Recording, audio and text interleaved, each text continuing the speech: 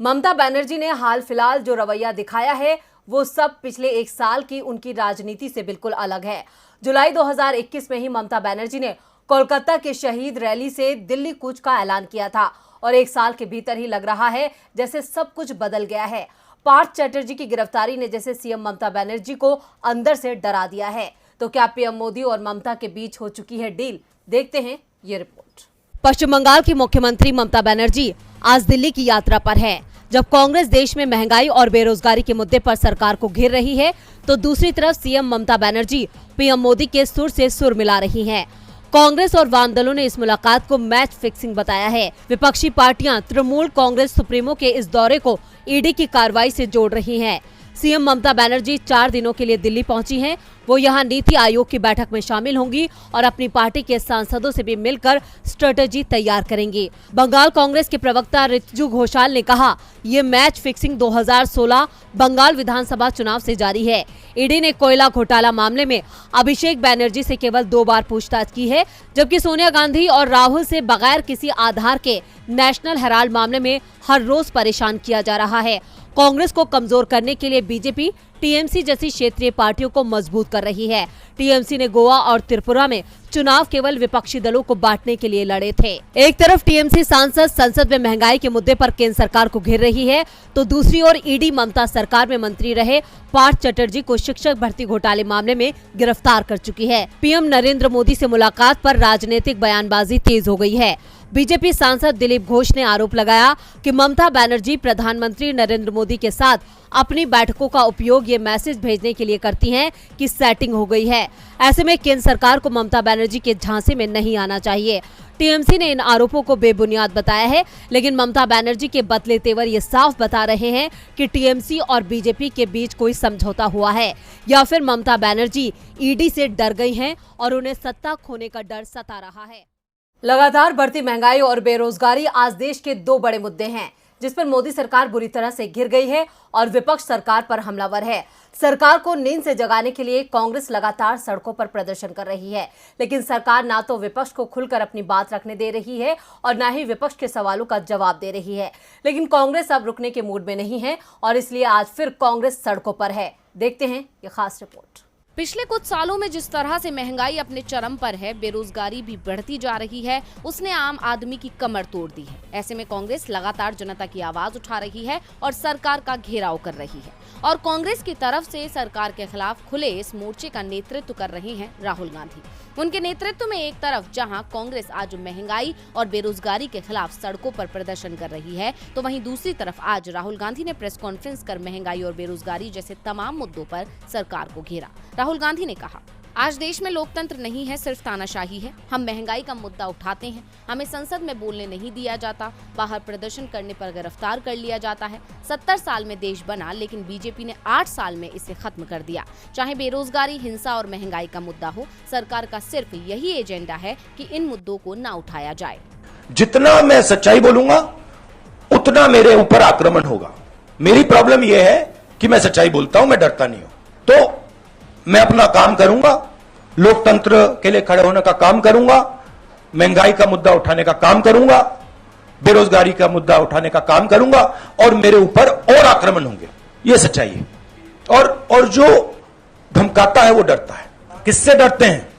जो आज हिंदुस्तान की हालत है उससे डरते हैं। जो उन्होंने वायदे किए थे, जो उन्होंने पूरे नहीं किए, उससे डरते हैं। महंगाई से डरते हैं, बेरोजगारी से डरते हैं, जनता की जो शक्ति है उससे डरते हैं। क्यों डरते हैं? क्योंकि झूठ बोलते हैं। 24 घंटा ये लोग झूठ बोलते हैं। बेरोजगारी नहीं है, प्राइस राइज नहीं है।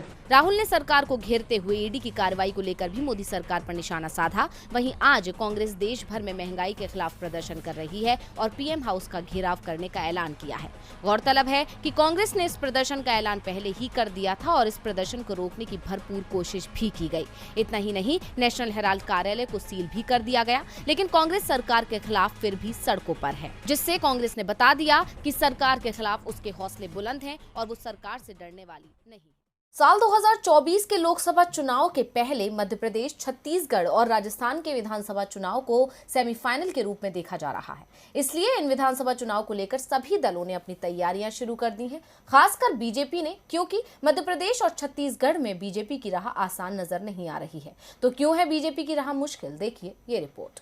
2024 में होने वाले लोकसभा चुनाव को लेकर सभी पार्टी सक्रिय हो गई हैं और अभी से अपनी कमर कस ली है। तो वहीं लोकसभा चुनाव से पहले मध्य प्रदेश, छत्तीसगढ़ और राजस्थान में विधानसभा चुनाव होने हैं, जिन्हें सेमीफाइनल के रूप में देखा जा रहा है। इसलिए भारतीय जनता पार्टी ने चुनाव की तैयारियां शुरू कर दी हैं। वहीं पार्टी नेतृत्व को कई स्तरों से प्रारंभिक अनुमान मिले हैं, खासकर राष्ट्रीय स्वयंसेवक संघ से, जिसमें पता चला है कि राजस्थान में स्थिति थोड़ी बेहतर है, लेकिन मध्य प्रदेश और छत्तीसगढ़ में काफी सतर्कता बरतने की जरूरत है। बता दें कि इन राज्यों में अगले साल के आखिर में विधानसभा चुनाव होने हैं। गौरतलब है कि पिछली बार बीजेपी तीनों ही राज्यों में चुनाव हार गई थी। दरअसल इन तीनों राज्यों में साल 2018 के विधानसभा चुनाव के बाद कांग्रेस की सरकार बनी थी, लेकिन अब कांग्रेस केवल छत्तीसगढ़ और राजस्थान में ही सत्ता में है। मध्य प्रदेश में कांग्रेस में ज्योतिरादित्य सिंधिया के नेतृत्व में हुई टूट के बाद बीजेपी ने वहां पर अपनी सरकार बना ली है। वहीं इस बार भी दावा किया जा रहा है कि बीजेपी की राह इस बार भी कठिनाई भरी हो सकती है, क्योंकि मध्य प्रदेश में हाल ही में स्थानीय निकाय चुनाव में बीजेपी को झटका भी लगा है। छत्तीसगढ़ में भी कांग्रेस की भूपेश बघेल के नेतृत्व वाली सरकार को बीते 4 साल में कोई बड़ी चुनौती नहीं दे सका है। ऐसे में बीजेपी ने दोनों ही राज्यों में मध्य प्रदेश और छत्तीसगढ़ के लिए अपनी अलग रणनीति पर काम करना शुरू कर दिया है। इसके तहत पार्टी ने पूर्वोत्तर में संगठन में काम कर रहे अजय जामवाल को मध्य प्रदेश और छत्तीसगढ़ का क्षेत्रीय संगठन मंत्री नियुक्त किया है और उनका केंद्र रायपुर रखा गया है। इसके साथ ही पार्टी में ये महसूस किया जा रहा है कि लंबे समय से मुख्यमंत्री बने शिवराज सिंह चौहान की छवि अब उतनी प्रभावी नहीं रही है। इसके अलावा संगठन स्तर पर भी नेताओं का टकराव बढ़ने से चुनावी रणनीति पर असर पड़ रहा है। तो दूसरी तरफ छत्तीसगढ़ में भी पूर्व मुख्यमंत्री रमन सिंह का पहले जैसा प्रभाव नहीं रहा, लेकिन इस बीच बीजेपी कोई नया नेतृत्व भी नहीं उभार सकी है। महंगाई, बेरोजगारी के खिलाफ आज कांग्रेस सड़क से संसद तक प्रदर्शन कर रही है। कांग्रेस कार्यकर्ता सरकार के खिलाफ सड़क पर हल्ला बोल कर रहे हैं। देश की मुख्य विपक्षी पार्टी हर वो मुद्दा उठा रही है जो आम जनता से जुड़ा है। हालांकि कांग्रेस सरकार पर लगातार हमलावर है, लेकिन आज कांग्रेस का जो अंदाज है वो बीजेपी के लिए खतरे की घंटी है। देखिए ये रिपोर्ट।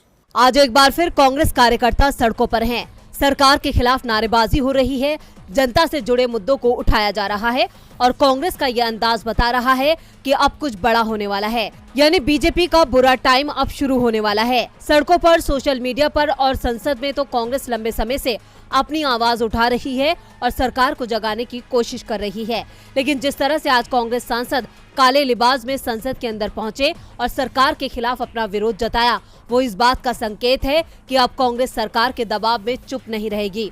आपको बता दें कि 18 जुलाई से संसद का मॉनसून सत्र चल रहा है और कांग्रेस शुरुआत से महंगाई, बेरोजगारी, जीएसटी जैसे तमाम मुद्दों पर सरकार से चर्चा की मांग कर रही थी और सरकार लगातार भाग रही थी। लेकिन कांग्रेस जिस तरह से अपनी मांग पर अड़ रही है, उसने सरकार को झुकने के लिए मजबूर कर दिया है और सरकार को चर्चा के लिए राजी होना पड़ा और विपक्ष के आगे सरकार के झुकने की ये शुरुआत थी, जिसके बाद आज राहुल गांधी, सोनिया गांधी समेत कांग्रेस के तमाम सांसद जिस तरह से काले लिबास में नजर आए, वो इशारा है कि अब कांग्रेस खुलकर बिना किसी डर और परवाह के मुकाबले के लिए तैयार है।